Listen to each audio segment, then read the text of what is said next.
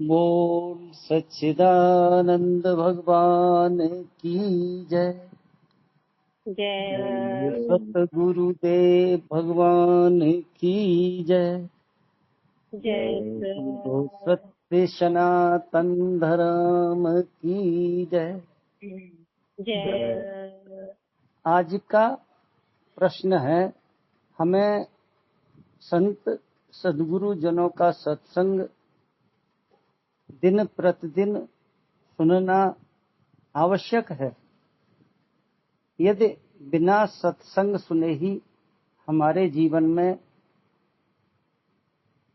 सब कुछ अच्छा चल रहा है तो हमें सत्संग की आवश्यकता क्यों है? तो संत और शास्त्र कहते हैं कि हम परमात्मा को भूल गए हैं। परमात्मा की स्मृति लगाने के लिए ही सत्संग है। यद्यपि हम बहुत से लोगों को लगता है नहीं जी, हम तो भगवान को याद रखे हैं, याद रखते ही हैं, पर एक कहावत है, अटक जाएगी घिन्नी तो छूट जाएगी सिन्नी। नहीं, अटक जाएगी घिन्नी तो बांट रहेंगे सिन्नी, और छूट जाएगी घिन्नी तो भूल जाएंगे सिन्नी। ये सिन्नी का मतलब प्रसाद। गांव में एक कहावत है कि हमारी अटकती है तो भगवान को याद, मंदिर भागेंगे, पूजा करेंगे, पाठ करेंगे, और जैसे ही हमारा वो काम सुलट गया ना, अब भूल गए भगवान को।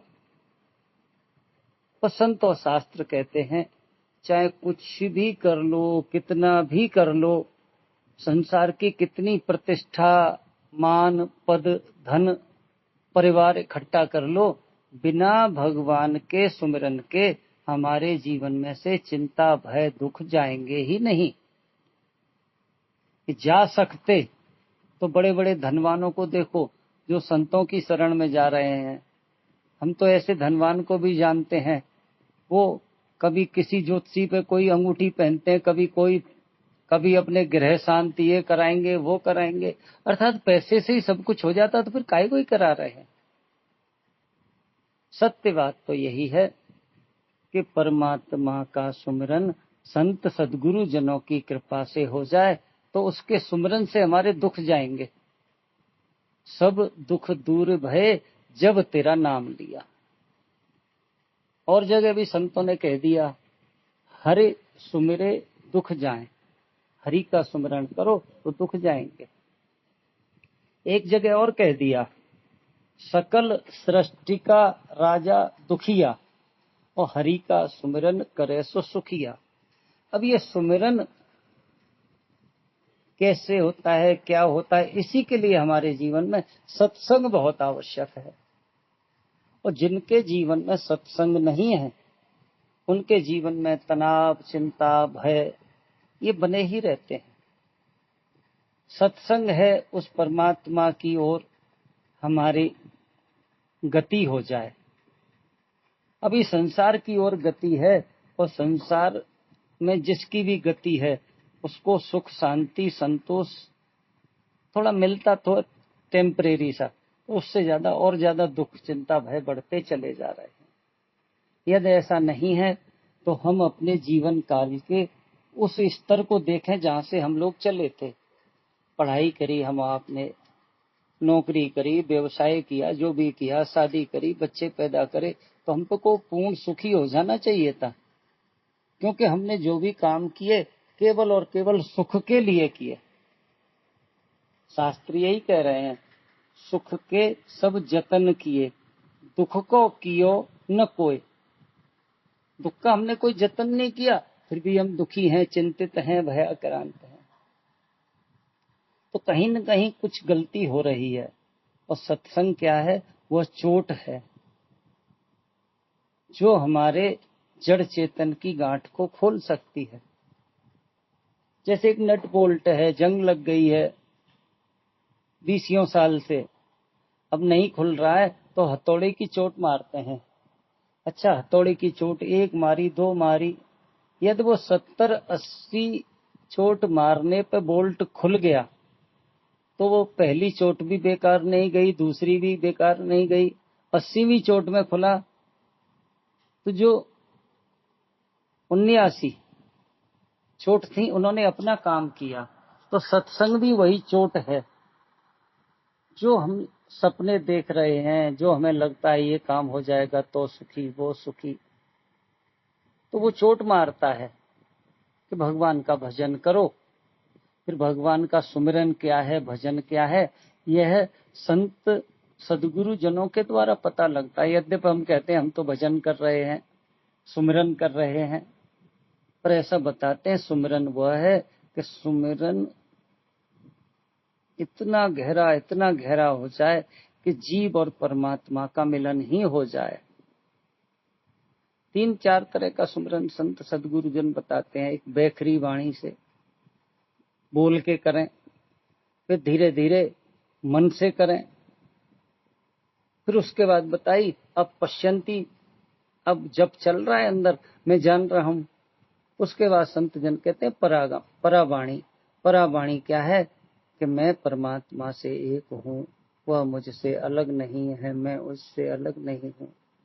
ऐसा जब सुमिरन हो जाए तो समझ लीजिए हमारा सही सुमिरन है।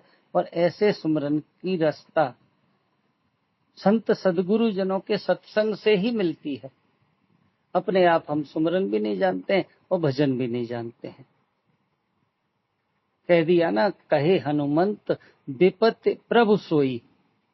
हमारे जीवन में विपत्ति क्या है?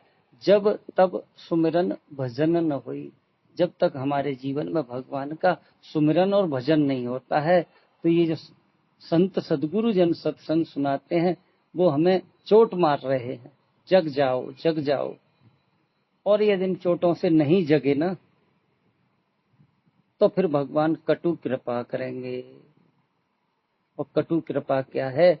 भगवान ने मनुष्य का तन दे दिया इस जीव को, अब एक अवसर दे दिया कि अब तू चाहे तो बस मुझे पा जा। अब हम भगवान को भूल के संसार में फंसे रहेंगे तो भगवान हमें संसार में दुख दिलवाते हैं। हम आप देखें जहां जहां से भी आशा करी है सुख की, वहीं वहीं से दुख मिलने लगे।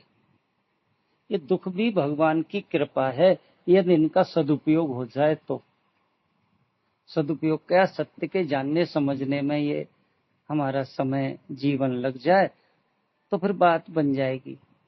तो यही सत्संग जो संत जन कहते हैं कि जब सब होए न संशय भंगा, तब बहुकाल करिए सत्संगा। जब तक हमारे संशय सब भंग न हो जाए तब तक बहुत काल तक सत्संग करें।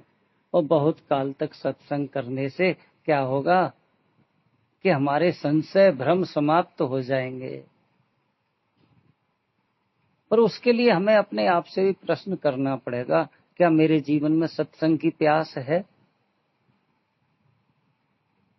जिस दिन भी जिनके जीवन में सच्ची प्यास हुई है ना भगवान को पाने की अथवा सत्संग की, तो उस भगवान का विधान देखिएगा, वो कहीं न कहीं से हमारे जीवन में सत्संग का अवसर पैदा कर देते हैं।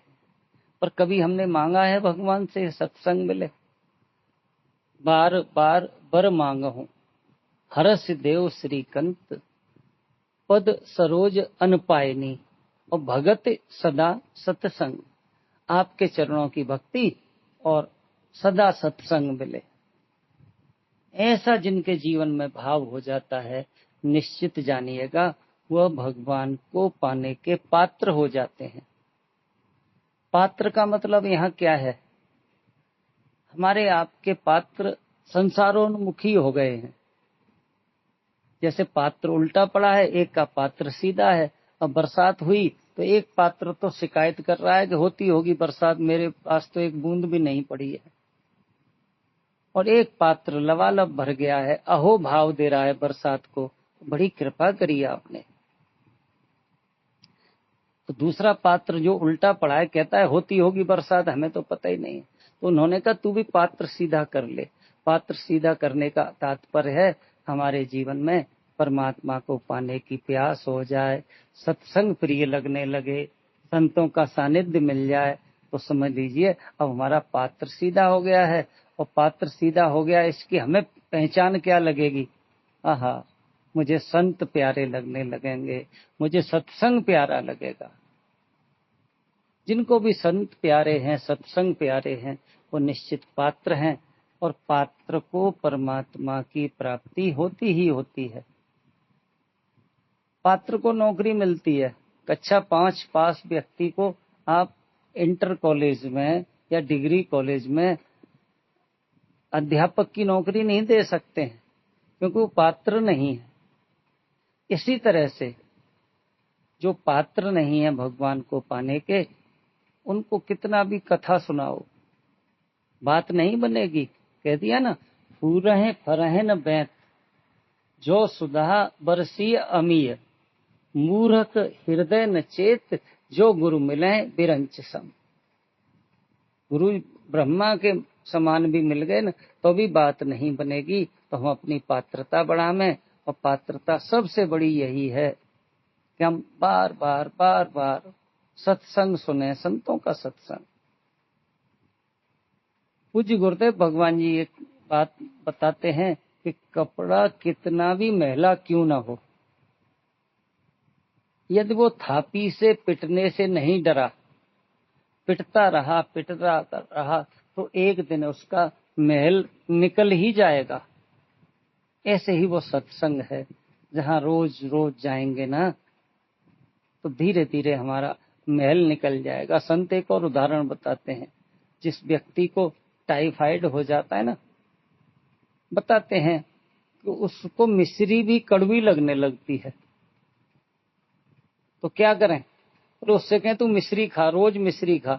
मिश्री खाते खाते एक दिन उसको स्वाद आने लगेगा मिश्री का, तो समझ लो रोग चला गया। बस यही है हमारे आपके जीवन में कि संतों का सत्संग प्यारा लगने लगे, और सुनते सुनते एक दिन हमारा मन भगवान को पाने के लिए तड़प उठेगा। और जिनके जीवन में भी सच्ची चाह हुई है वो उसको मिला है। रामचरितमानस जी में कह दिया कि जेह कर जेह पर सत्य स्नेहु, सोते ही मिले न कछु संदेह। जिसका जिसके प्रति सच्चा स्नेह हो जाता है वो उसको मिलता है। संसार की बातें शायद हमारे आपके जीवन में समझ में आती हैं, पर संसार की वस्तु मिले न मिले इसमें हमारा अहित है। भगवान जानते हैं इसको दे देंगे तो नुकसान हो जाएगा, पर भगवान हमारे कल्याण के लिए जो हमारी चाह है उसको निश्चित पूरा करेंगे।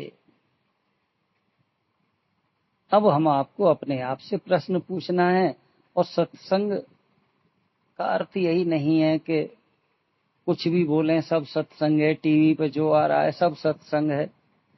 टीवी पे आता है, हम उन संतों का विरोध नहीं करते हैं, पर कहीं न कहीं उनके अंदर छिपी हुई दान की, चेले बनाने की भावना है वो प्रकट हो ही जाती है। तो चैनल पे 10-15 लाख रुपए देंगे तो उनको निकालेंगे, पर कोई ब्रह्म ज्ञानी का संत जनों का सत्संग मिल जाए, और ऐसे संत दुर्लभ हैं, यदि मिल जाए तो हम आपको संतों की शरण में टिके रहना चाहिए, टिके रहना चाहिए। कब तक टिके रहना चाहिए? जब तक के मेरा सच्चा सत्संग न हो जाए। अब ये वाणी का सत्संग है ना, ये तो इशारा भर है उस परमात्मा की तरफ।